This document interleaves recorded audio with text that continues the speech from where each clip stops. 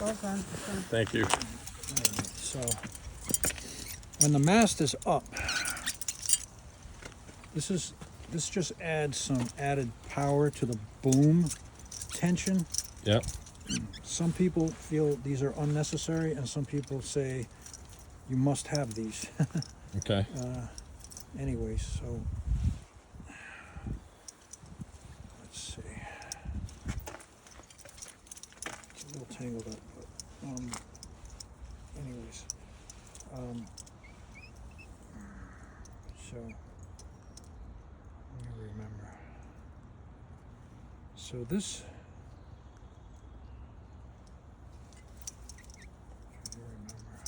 Is that part of the square rigging, though, that we're talking about, where you have one piece goes into? No. Let me untangle it first so I can get a better idea.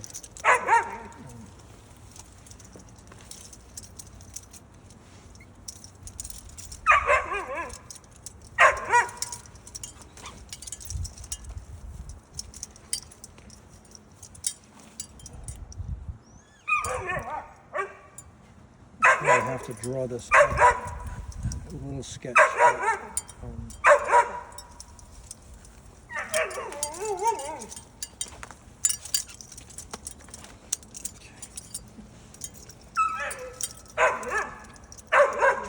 Yeah, this is scary. Yeah. I have no idea what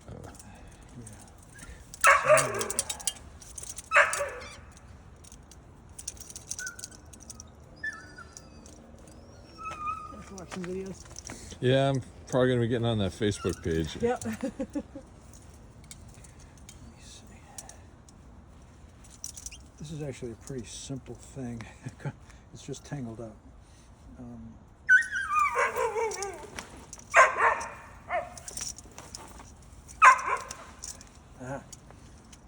Yeah. Okay.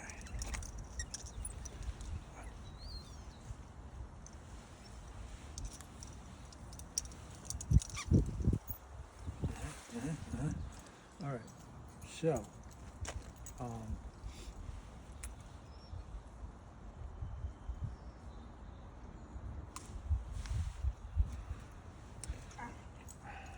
I have to think about it a little bit more, but basically, this goes from a point.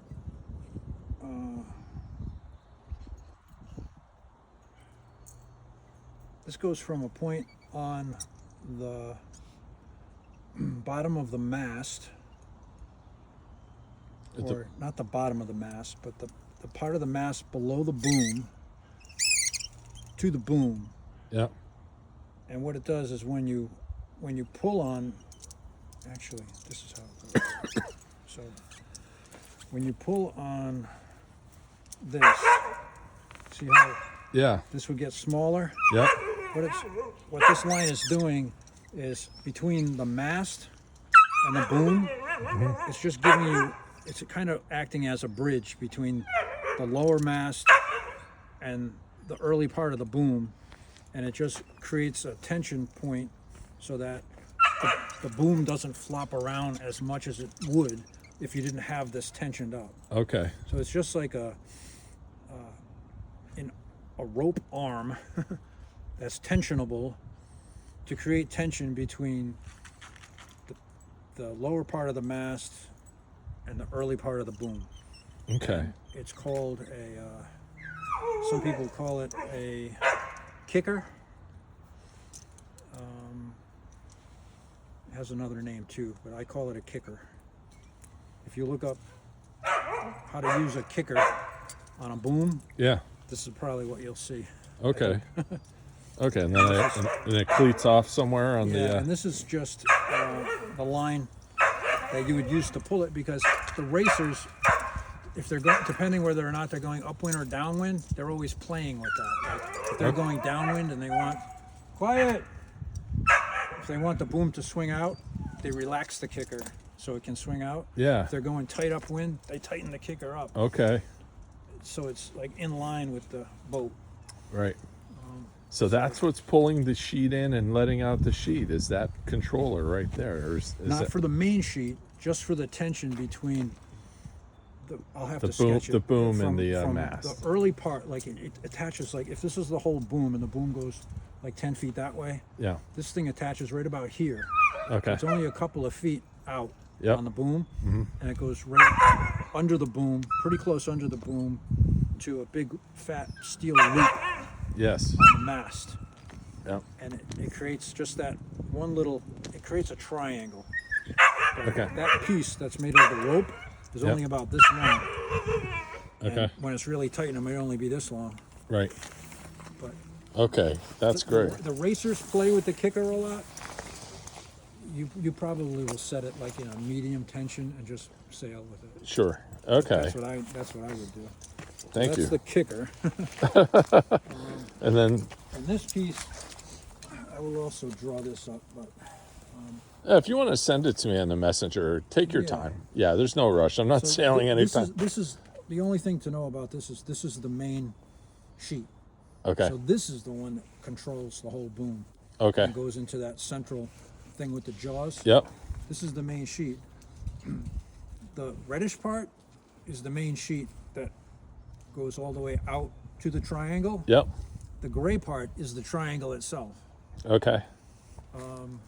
These were cut. These were actually braided in to those endpoints, Yeah. and the only way to remove them was to cut them. But they can be reattached just by like tying them to a shackle. Okay. It won't really affect how it sails, but the prior owner was like so fanatical about his lines that he actually braided them into the structure of the boat, and there was no way to remove them. Oh, okay.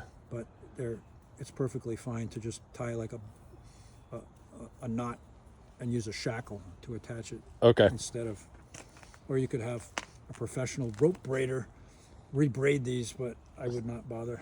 Okay. Or you could replace this gray part entirely, but Yeah, I'll wait for, if you had a drawing of that at Yeah. some point, just go ahead and shoot me a I'll message. show you this one thing. This is the interesting part of this line. This is how crazy this guy was. He actually had Oh, yeah. these gray lines braided into the main sheet. Wow. So this is kind of an advanced racing thing that he did. Yeah. If you wanted to replace this altogether with regular rope like from West Marine, Yeah. there's a much simpler way to do it. I don't know, like he basically paid probably like $400 for this when he could have done the same thing at West Marine for $40. Yeah. I don't know. So anyways, this is the main sheet, and the gray part becomes the triangle. Okay. Anyways, And then what about the rollers there? these rollers created. You probably wouldn't use these, but when I was going to do the Hobie Cat style system, Yeah. I was going to have a fixed triangle. The triangle was going to ride through here, and it was basically going to ride back and forth on a combination of two triangles. Yeah. If you want to set it up that way, I could send a diagram. I think I remember how to set It's it up. interesting that the Hobie stuff all sounds like it's more moves more freely than the Hobie's very ratchets of the